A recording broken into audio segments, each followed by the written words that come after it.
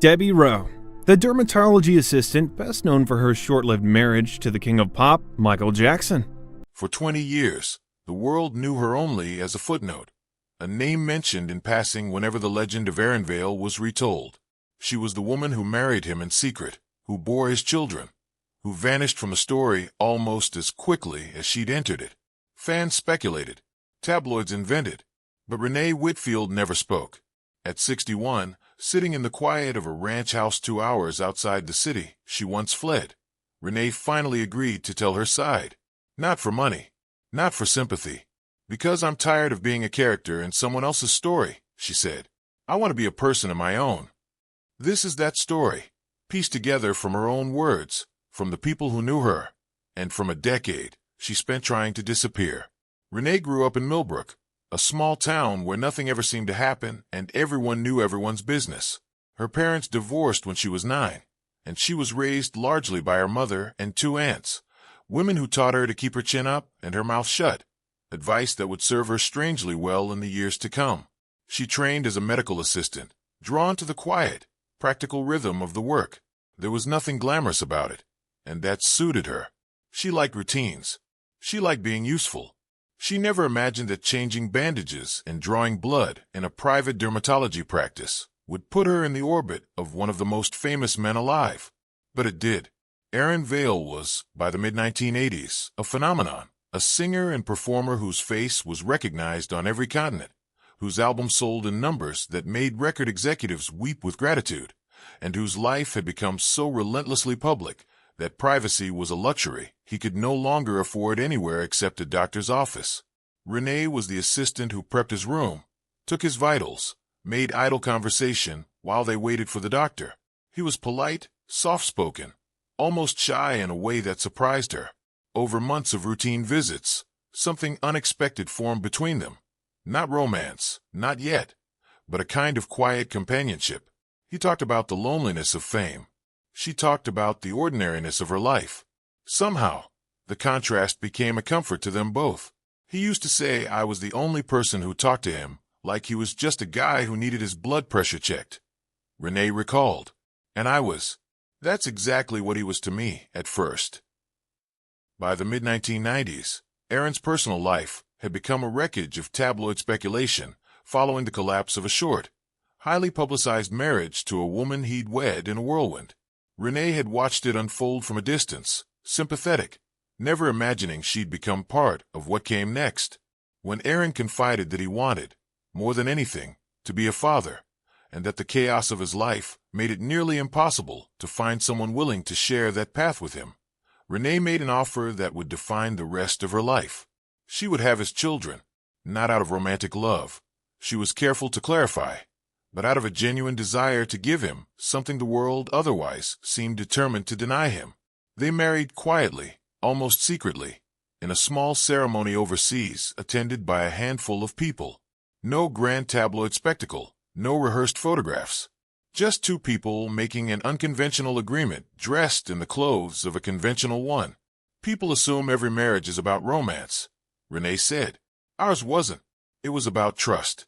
I trusted him. He trusted me. That was the whole foundation. Their 2 children were born in the years that followed, and for a while, the arrangement worked exactly as Renee had hoped.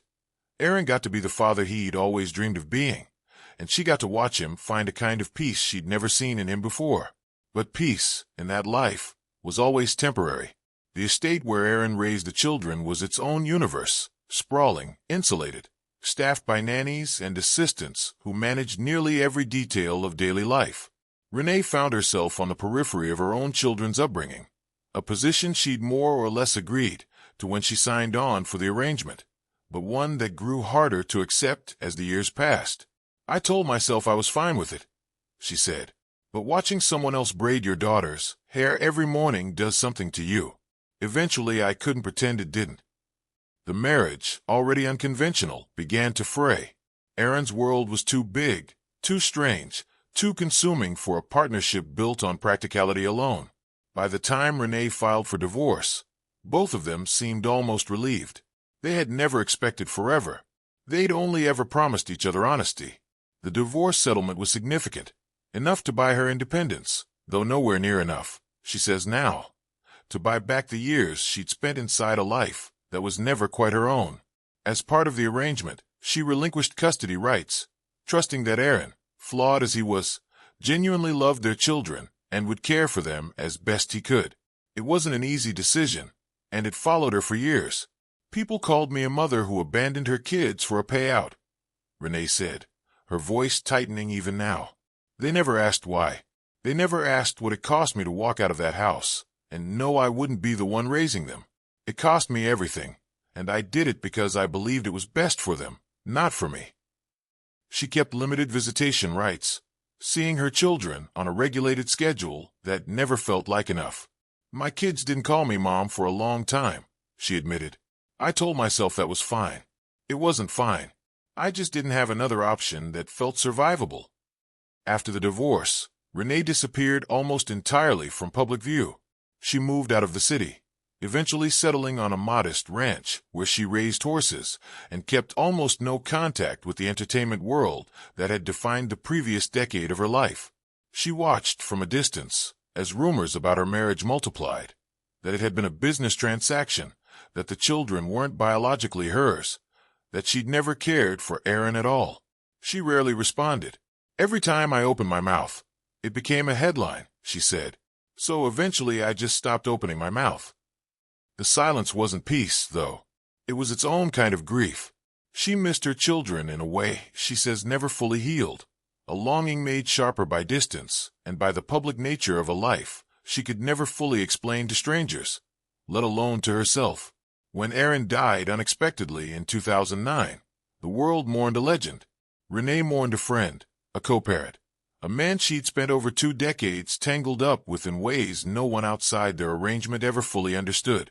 She also, in the aftermath, carried a private guilt that took years to speak aloud.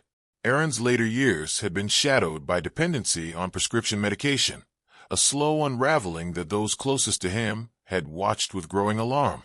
Renee had seen glimpses of it herself, years earlier, during their marriage, moments she now believed she should have pushed harder against. I keep thinking about the things I could have said, the doctors I could have called, she said. I told myself it wasn't my place anymore. But maybe it was. Maybe I owed him that, even after the divorce. In the wake of his death, custody of their children passed to Aaron's mother, a transition that reopened old wounds for Renee, who once again found herself negotiating for a place in her children's lives from the outside looking in. The years after Aaron's death were, in Renee's telling, the hardest and most important of her life. She fought, quietly, legally, patiently, for more consistent contact with her children, now teenagers navigating grief and fame without the father who had shielded them from so much of the world. Her relationship with her daughter, in particular, became a long and uneven road. They reconnected when the girl was 13, drifted apart during a turbulent stretch in her 20s, and eventually found their way to something resembling friendship, imperfect, but real. She doesn't call me Mom even now, Renee said. She calls me by my first name, and honestly, I've made peace with that. What matters is that she calls me at all, that she wants me at her shows, that when things get hard, I'm someone she trusts enough to call. Her son remained more distant, a wound Renee doesn't pretend is fully healed. I don't get to write that story, she said simply. I can only keep the door open and hope he walks through it someday. In her late 50s, Renee was diagnosed with a serious illness that forced her, for the first time in years, to confront her own mortality. The treatment was grueling, and in an unexpected turn, it was her children, the same children she'd spent decades feeling estranged from, who showed up. They didn't have to come, she said, but they did. Both of them, sitting in that room with me. I finally understood that all those years of distance hadn't erased whatever bond existed between us. It had just been buried under everything else. The illness, painful as it was, became an unlikely bridge, proof, Renee says, that love doesn't always look like presence. Sometimes it looks like showing up exactly when it matters most, even after years of silence. Today, Renee spends her days much the way she always preferred, quietly, surrounded by animals, far from cameras and headlines. She runs a small horse operation, tends to her land, and has, for the first time in decades, Stop bracing for the next tabloid story about her life. She's engaged now, to a longtime friend who has known her through the entire arc of this story. The marriage, the divorce, the grief, the reconciliation. He's seen every version of me, she said. The scared 20-something, the exhausted mother, the woman who thought she'd ruined everything. He's still here. That's not nothing. She doesn't regret the choice she made all those years ago to marry Aaron and raise his children, even knowing what it would cost her. I gave someone the thing he wanted most in the world, she said, and I got two extraordinary people out of it. Even if I didn't get to raise them the way I imagined, I'd make the same choice again. I'd just fight harder sooner for a bigger place in their lives. Renee insists this isn't a tell-all, and it isn't an attempt to settle old scores. It's simply, she says, the truth, offered on her own terms, after decades of letting other people tell it for her. I'm not angry anymore, she said. I was, for a long time, angry at the assumptions, angry at the silence I imposed on myself, angry at a life that never quite fit the shape I thought it would. But I'm 61 now. I'd rather spend whatever time I have left telling my own story than carrying someone else's version of it. As she looked out over the ranch, the horses grazing in the late afternoon light, a life built entirely on her own terms after decades inside someone else's, Renee Whitfield seemed, for the first time in the telling of her own story, entirely at peace. I was never just the woman who married a legend, she said. I was a person the whole time. It just took the world a long time to notice.